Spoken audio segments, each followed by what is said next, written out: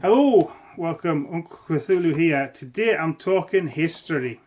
So, I've got renewed interest in the American Civil War.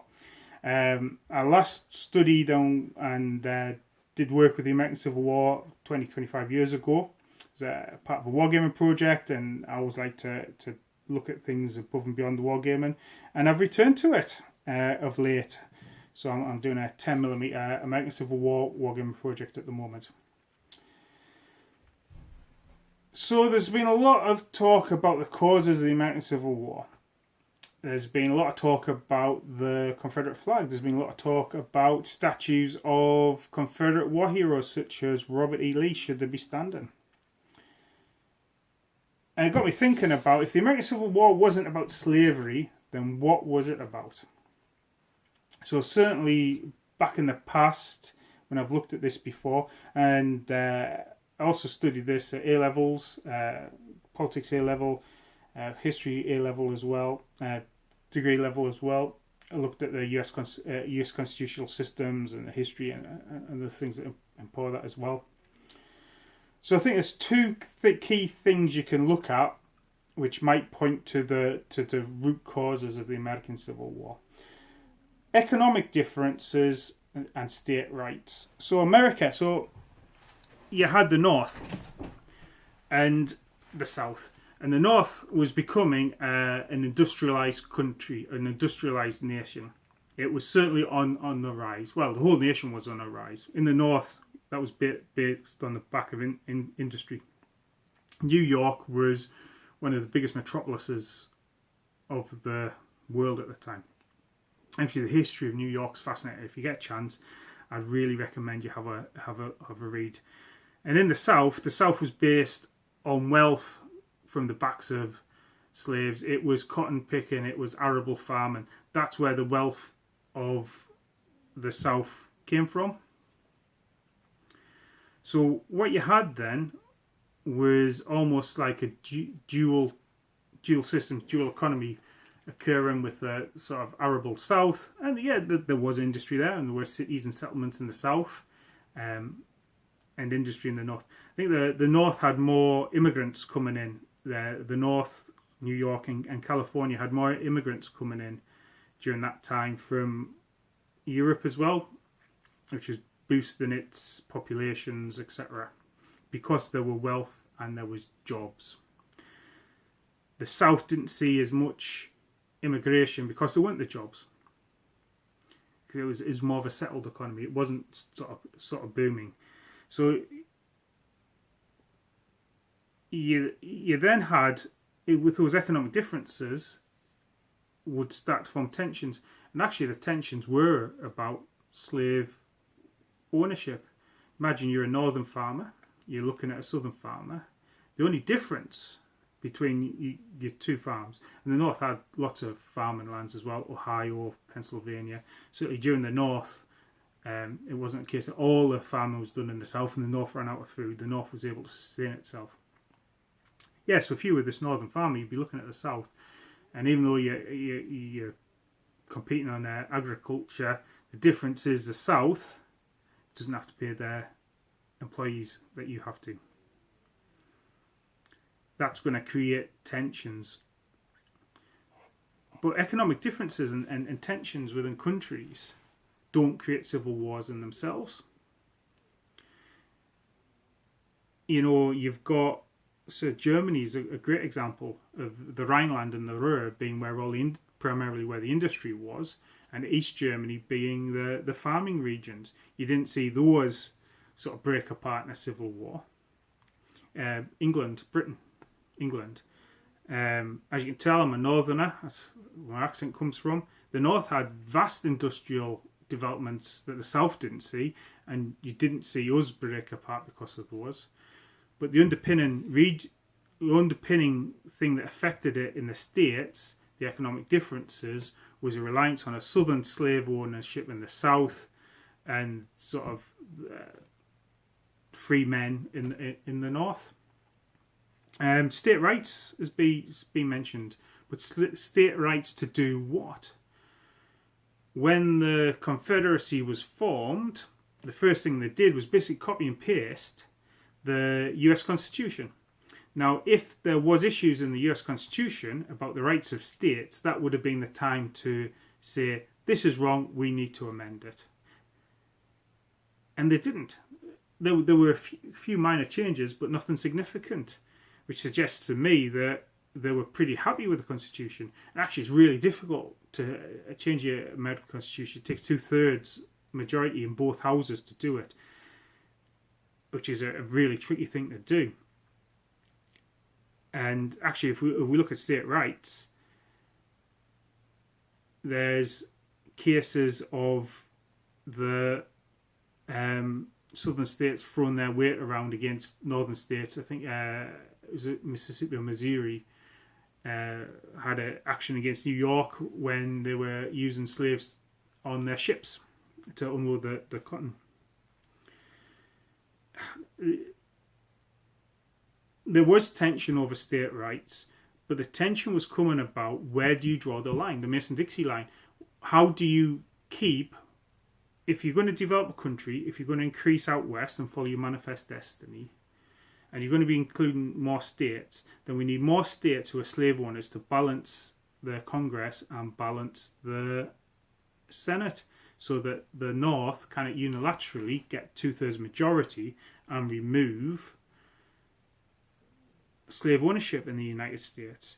And whilst they would have issues with, whilst the Senate was balanced at the time, if more states came on which were free states, then the Senate works on 2 members for each Senate, for each state, regardless of population. If you got enough states, free states, then you'd have more senators who are against slavery. Population, the House of Representatives is based on population, so already the North was already starting to boom with population.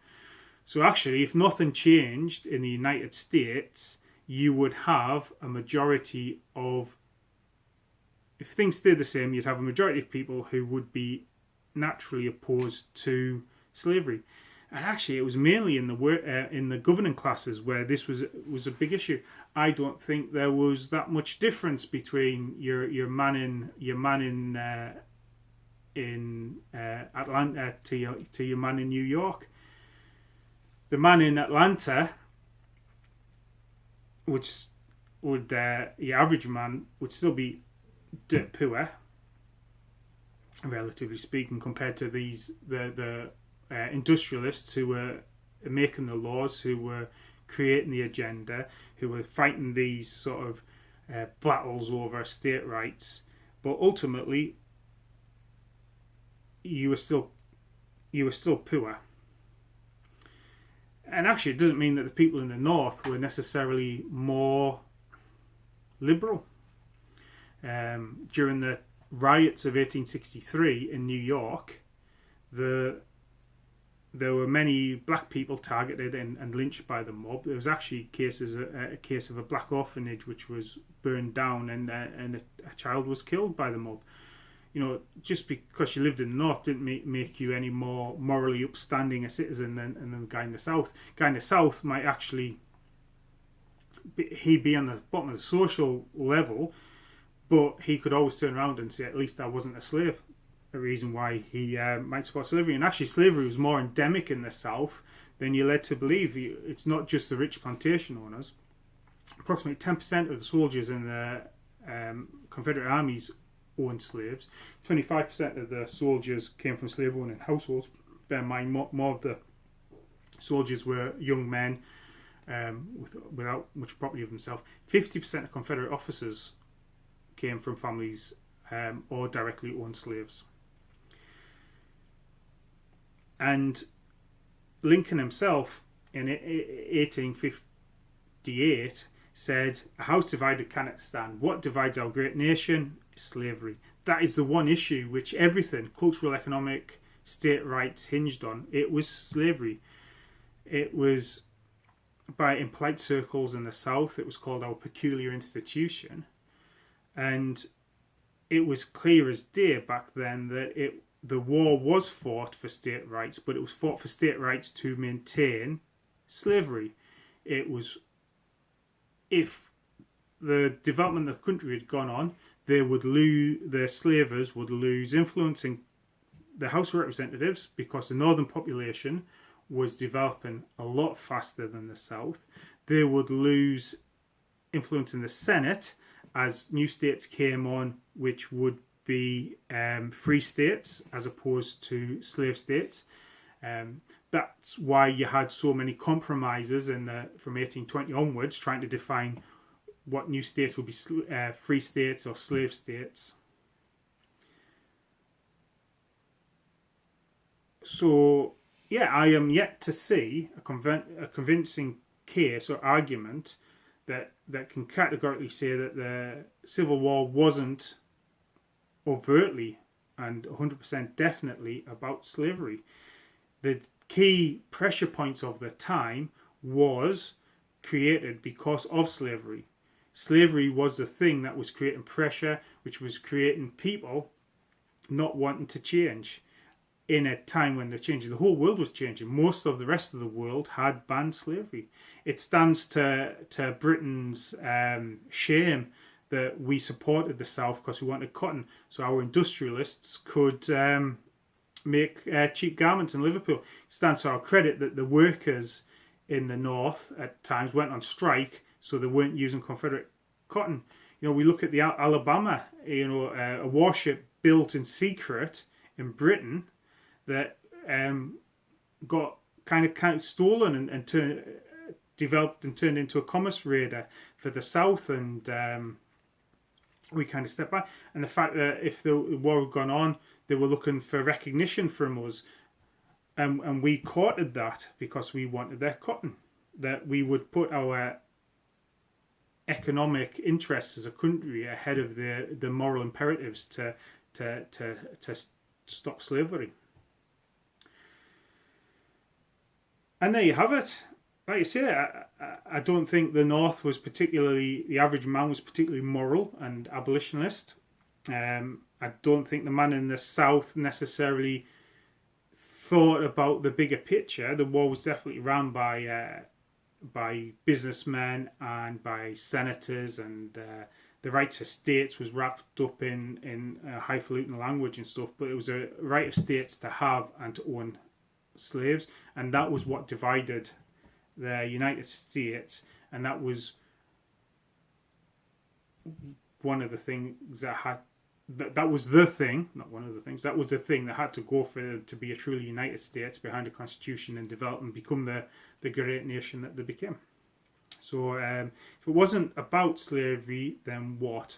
Well, if you've got a convincing argument for me, I'd love to hear it, because for me, I can't see above and beyond that every issue that came up, its root cause was to support that peculiar institution, as the genteel Southerners would prefer to call it, the peculiar institution, also known as slavery. So that's my thoughts on it. That shouldn't be radical, that shouldn't be new. But when you see people arguing that the Confederate battle flag, Confederate flag, the battle flag of the Army of North Virginia, isn't a symbol of slavery. Well, it is, because the Confederacy was set up to support slavery. It was set up to maintain slavery. It was set up to maintain the economic interests which were booming under slavery. At the time, I think it cost $800 to buy a slave. After 10 years, the slave had paid for himself twice, I think it was, in terms of kind of free labour and stuff. So anything after that was pure profit. And the fact that this immoral thing was thrown up and put into a political argument and kind of legitimised by a whole nation should stand as a set of concerns for us at the moment.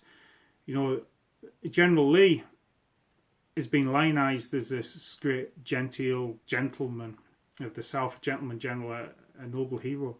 Well, he was fighting for slavery and he knew it. He might not have directly owned slaves,